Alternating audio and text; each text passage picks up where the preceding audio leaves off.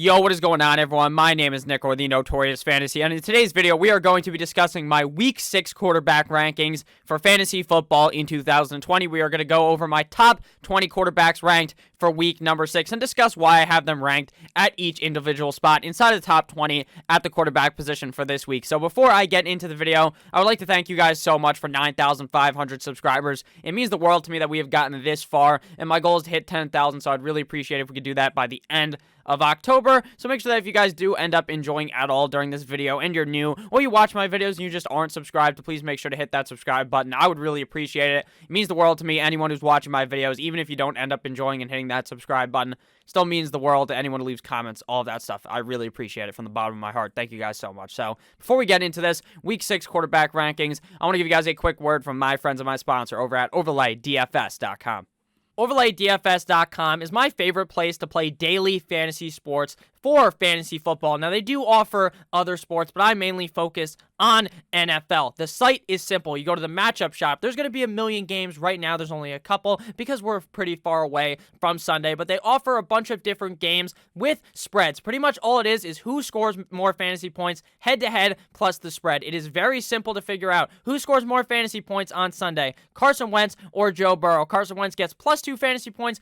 Joe Burrow loses -2, and at the end of that, after you add the +2 and the -2, whoever scores more fantasy points ends up winning. It is that simple. You can bet on just one game, or you can parlay a bunch together, or bet on a bunch of them single and don't parlay them. You can do whatever you want. It is the easiest way to win money in daily fantasy sports. I really suggest you guys check this out. If you watch all my videos, if you do a lot of research yourself, it should be very easy to win some moolah on OverlayDFS.com. And we are back. Let's get right into it. Week 6 quarterback rankings for fantasy football in 2020. We begin with the quarterback 1 of the week, and that is Patty Mahomes going up against the Buffalo Bills. Now, we saw the Buffalo defense get exposed last week by Ryan Tannehill and friends in Tennessee. Patrick Mahomes adds a new weapon, Le'Veon Bell, in this game. It's like O.J. Simpson when he added that knife to his repertoire. Patrick Mahomes here, not going to have Le'Veon Bell likely in this game. I would say there's like a 100% chance he doesn't end up playing, so he'll be without him. But this is a good matchup for a nice back-and-forth affair here. On Monday, this is the 5 o'clock game, which is really stupid for them to play at 5 Eastern Standard Time because that's like 2 on places in the West Coast. Makes no sense at all. But hey, go ahead, fire it up. I like Patrick Mahomes in this game. Should be a nice back-and-forth battle here between both of these teams that I think are both very good. But at the end of the day, Patrick Mahomes is going to come out victorious here, throwing 7 zillion touchdowns in this game. And number 2, we have Kyler Murray, Mr. 5'6". Mr. needs to stand on a step stool to brush his teeth. Kyler Murray going up against the Dallas Cowboys. The Dallas defense is exactly that. Completely and utterly atrocious. The Dallas defense could not stop Danny Dimes. Well, they kind of were able to because they ended up winning the game. But Danny Fumbles even looked good in that game. Kyler Murray is a guy that looked very hot to start the season, kind of cooled down a bit, and now is on fire again. He's like the icy hot that's on Shaq's back that he advertises every fucking year. Kyler Murray is one of these guys that is one of the more elite quarterbacks in the NFL, in my opinion. And for fantasy purposes, a quarterback that's going to run the ball as much as Kyler Murray does is A1 in a matchup like this up against the Dallas Cowboys, which allow one of the top 5 most rushing yards in the NFL. At number 3, we have Josh Allen going up against the Kansas City Chiefs. Josh Allen took the bag and flipped it and tumbled it last week up against the Tennessee Titans. He was looking like one of the potential favorites to win the MVP of the league with Russell Wilson and Aaron Rodgers, and then he kind of just laid on back. He kind of detracted himself from potentially being one of those MVP candidates, but one bad game does not make Josh Allen a fucking bum. One bad burger at McDonald's does not make McDonald's bad. Same thing here with the quarterback. Josh Allen still played pretty well in that game, okay enough to be worthy of a decent amount of fantasy points, and even in a game that they lost, he still put up good numbers. Here up against the Kansas City Chiefs, they are going to be battling from the back, and I think that Josh Allen is going to have to try to make himself and prove himself in this game, and I believe he does as quarterback number 3. And number 4, we have Call Me Miss Jackson. Lamar Jackson going up against the Philadelphia Eagles in Philly, the battle of the birds on Sunday, and I think Lamar Jackson is victorious in this matchup. Lamar Jackson has been very good thus far this season, but he hasn't been using his legs as much as we saw last season. I think that may be a little different here up against the Philadelphia Eagles, since he will be able to easily slice and dice his way through this defense. He may even be able to completely pick apart the defense with his arm as well. So I think this is a very good matchup for Lamar Jackson. Even with his kind of less use of his rushing abilities, he's still been very good for fantasy football. Number 5, we have Mr. Discount Double Check, Aaron Rodgers going up against the Tampa Bay Buccaneers and Tampa Bay Tom Brady. Now, I believe that Aaron Rodgers here shows yet again why he's one of the best quarterbacks in the NFL. Tell all the doubters to get the fuck out of here, including myself. I did doubt Aaron Rodgers to begin this year, and boy, was I wrong. And I'll take that and accept it, because Aaron Rodgers has been world beater good thus far this season. He is going to go into Tampa Bay and shove his cock 9 inches deep in Tom Brady's asshole, just like what 9-inch Nick Foles did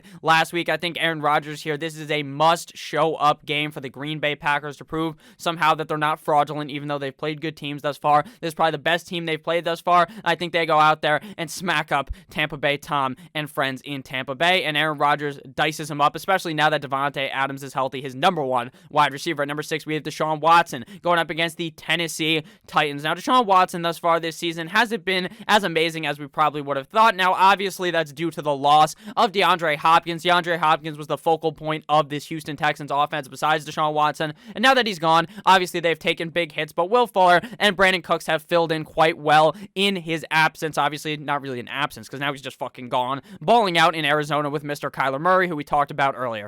While we saw Allen last week struggle up against this Tennessee Titans defense, I think that may have been the case of a look-ahead game for the Buffalo Bills. They're thinking the Tennessee Titans haven't practiced.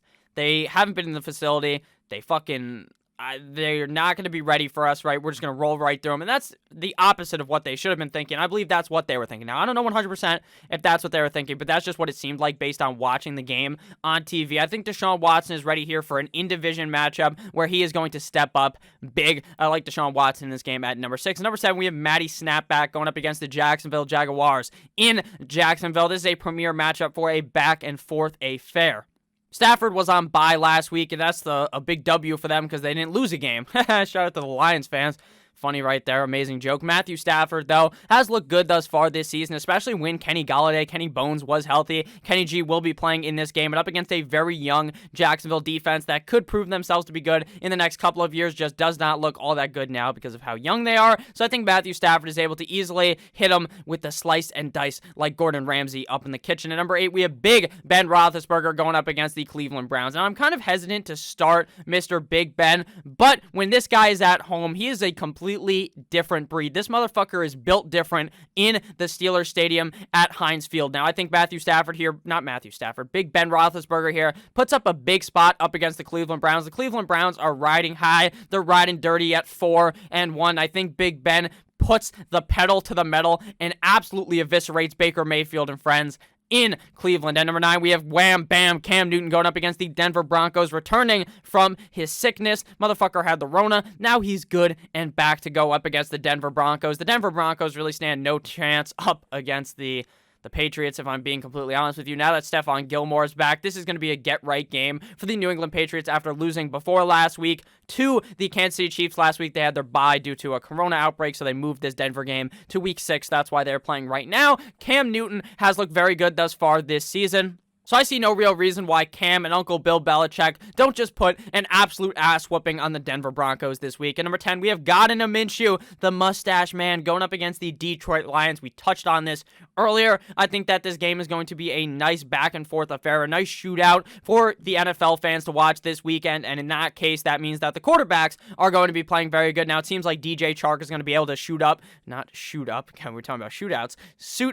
on Sunday up against the Detroit Lions, which is a humongous boost to Gardner Minshew's fantasy output. When DJ Chark is out there, Gardner Minshew just looks like a whole different fucking guy. It's like Big Ben when he's at home versus away. When Big Ben's away, not very good. At home, very good. It's the same thing with Gardner Minshew. When Chark is healthy, he looks like a completely different quarterback because he knows he has that one guy out there that he can rely on 100% of the time. And it's also another guy to take away one of the better corners so that the other guys can get open. So that concludes the top 10. We're going to get into the top 20 right now. the rest, 11 through 20, I should say. So if you guys have ended up enjoying this video thus far, please make sure to hit that subscribe button down below. I would really appreciate it. And I put out this content every single day to help you guys win that 2020 Fantasy Football Championship. At number 11, we have Mr. You Like That, Kirk Cousins, going up against the Atlanta Falcons. Now, last week, Kirk Cousins looked like he was reading a fucking children's book up against that defense. He was reading some Dr. fucking Seuss against the Seattle Seahawks. This week, he gets the Atlanta Falcons, which is an even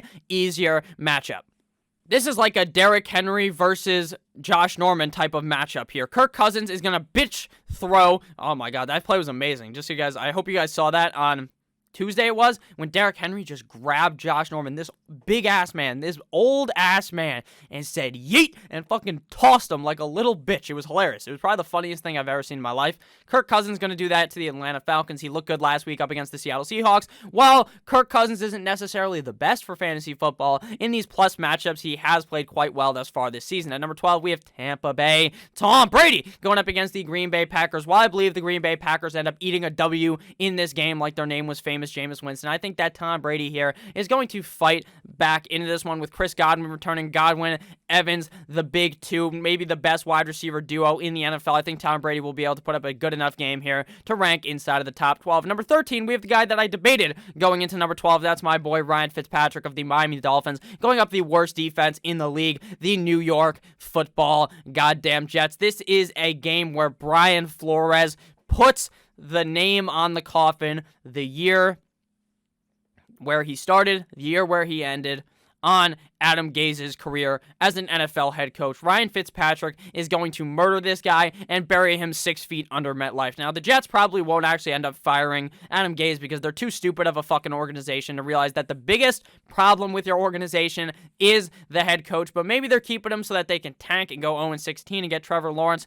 Either way, I don't think that the Jets stand even a chance here up against Miami at home. I understand the Jets normally play close, but that's when the Jets don't have Joe Flacco at quarterback. That's when they have Mono Man Sam. That's when they have a quarterback that's competent, a coach that's competent, and that is just not true in this scenario. Ryan Fitzpatrick stuck his cock 50 inches deep all through San Francisco. He laid the pipe so hard to Jimmy G. He fucked the porn star that Jimmy G also fucked a couple of years ago with that move. Ryan Fitzpatrick was on fire. The beard is awesome, and Ryan Fitzpatrick is going to ball out again here on Sunday up against the New York Football Jets at the 4 o'clock slate. At number 14, we have Big T, Ryan Tannehill, going up against the Houston Texans. Last week, like we talked about, Ryan Tannehill hit Josh Allen and friends in Buffalo. He hit that defense with the 1-2 Mayweather KO here. And this week, the same thing's going to happen up against the Houston Texans. The Houston Texans can't stop the run. They can't stop the pass. They can't stop fucking, I don't even know. They've stopped Rona, though, which is crazy because nothing gets stopped in Houston. Ryan Tannehill has played quite well thus far this season, and he's literally on fire. His stats are comparable to Patrick Mahomes. You don't even think of Ryan Tannehill as that guy. You think about him as that kind of game manager type quarterback, but that's because Derrick Henry is there, and while I think Derrick Henry will do good in this game up against the Houston Texans, it'll be very hard for me to rank Ryan Tannehill outside of the top 14 after what we saw last week and based upon what we have seen the Houston Texans defense play like thus far this year. Number 15, we have Jared Goff, the Goffinator, going up against the San Francisco 49ers. Get to the chopper. Do it now. My Arnold Schwarzenegger voice there, very, very good. Jared Goff, looking pretty good. But the problem with Jared Goff is this man either legitimately looks like Patrick Mahomes, looks like Aaron Rodgers, looks like Tom Brady, looks like a good quarterback that you can name or an amazing quarterback that you can name, or he looks like Kissin' Titties Mitchell Trubisky. He looks like Mark Sanchez. He looks like Johnny Manziel. He looks like whatever the bust you want to speak about. Looks like fucking Mono Man Sam Darnold out there, all right? Jared Goff is either one, elite or completely awful, and there is no in between. That's the risk you have when you start Jared Goff. Now, he goes up against the 49ers defense, which is no pushover, not as amazing as they were pre-injury, but still pretty good. The 49ers getting absolutely ass-raped by Mr. Ryan Fitzpatrick last week kind of tells me that this one may be a little closer, right? They can't lose by that much, but I still think Jared Goff will be good, so I got him at quarterback 15. At number 16, this man, the fall of this man, Matt Ryan versus Minnesota in Minnesota. Now, this game, for me, screams Matt Ryan comeback game, but based on how he's played the last 2 weeks, he has been awful for your fantasy team, so I don't really want to be starting him. Now, Julio Jones seems like he's going to be good to go for this game in Minnesota, which is positive, obviously, for Matt Ryan, but I'm just not sure I can buy into it after he's been so shit. Now with an interim head coach starting, I'd probably want to see it for one game before I fire Matt Ryan back out there. Number 17, we have the Ginger Ninja going up against the Arizona Cardinals on Sunday. Andy Dalton, or on Monday, I should say. Andy Dalton. Now, Andy Dalton looked pretty decent in the second half of the game after Dak Prescott's leg got bent sideways. Very sad for Dak Prescott. I hope that he's okay, and it seems like he is. But Andy Dalton steps into a very good situation with a very high potent offense here, going up against one of the not-so-hot defenses in the NFL. Now, the question is he going to have free range to pass it all over the yard, or are they going to try to run it a lot with Ezekiel Elliott? And I think it's going to be a little bit of both. They're going to try to run. They're also going to pass, though, and Andy Dalton looked pretty solid in the second half of that game after Dak got hurt. So I think he'll be a good quarterback for fantasy football, but in this prime time slot, not too sure Andy Dalton's going to do too good there, because Andy Dalton, not the greatest primetime quarterback, but at least it's not the playoffs where Andy Dalton can't win to save his life. At number 18, we have Teddy Two Gloves, Teddy Roosevelt, Teddy Bridgewater going up against the Chicago Bears and 9-inch Nick Foles. Now, I think Teddy Bridgewater's played... All right, I know Teddy Bridgewater has played very good thus far this season, kind of subverted my expectations. Now, it's probably because he has two great running backs in that backfield. CMC, when he's healthy, you just dump it off to him. The guy gets just 7 zillion fucking yards. You don't even have to do anything. Mike Davis, Fat Mike, you dump the ball off to him. He does the exact same thing. He hits the defense with the wobble, the woobity wobble, and they fall over. And then he gets a bunch of yards based on that. Now, that's not to disregard, I would say, Teddy Bridgewater's skill, because Teddy has looked good deep down the field to Robbie Anderson as well as DJ Moore, so I think he'll be fine. But up against these Chicago Bears, definitely a tough defensive matchup for Teddy Roosevelt. At number 19, we have Joe Burrow, Big Dick Joe, going up against the Indianapolis Colts in Indianapolis. Now, last week, Joe Burrow was a certified dumpster fire up against the Baltimore Ravens. I thought he would overcome the adversity of playing in a tough game, but in reality, he just got sat on his ass multiple times. Really had no opportunity to throw the ball that many times in that game. Made a couple of rookie mistakes, taking sacks, doing these things that rookies are going to do. So Joe Burrow here up against the Indianapolis Colts, with the Indianapolis Colts defensive players returning that were gone last week up against Cleveland. I do worry for Joe Burrow in this game. Got him at 19, but it doesn't mean Joe Burrow can't return to form in the next couple of games. And at number 20, we have Danny Dimes, Danny Fumbles, going up against the Washington football team.